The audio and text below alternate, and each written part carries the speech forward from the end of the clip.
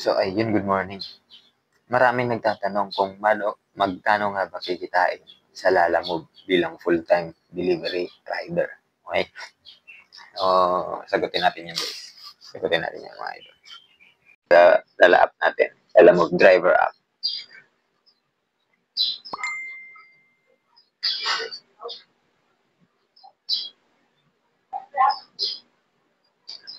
So, punta tayo sa record.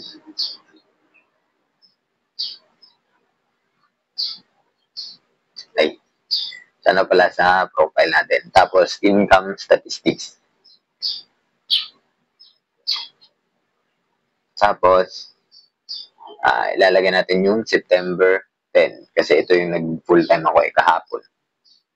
Ayan, September 10.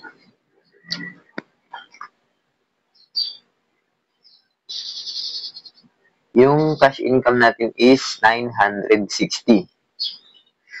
Binawasan nila Lalamove ng 20% is 168. Kaya yung total na income natin kahapon is 792. 792, hindi pa kasama yun yung tip sa atin. Nakakatip lang naman ako kahapon mo, almost 150 or something. O, 792 plus 150, nasa 800 plus din. 800 plus din yung kinita natin. Kulang-kulang 9 hours na biyahe. 9 hours, siyempre kasama na yung pahinga. And pahinga, palilim, para hindi rin maano yung motor natin. Okay? So, yun po yung lahat ng kinita. Kinita po as a Lalamove driver full-time.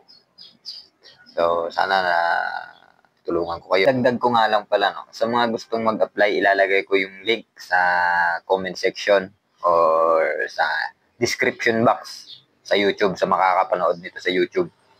Ilalagay ko yung link doon. Apply na lang kayo. Gamitin nyo yung referral code ko para, siyempre, may kitain din ako sa inyo. Okay? Mabilis lang mag-apply sa Lalamove. Mabilis lang. Apply ka ngayon, bukas biyahe ka na. Okay? Bye-bye. Salamat.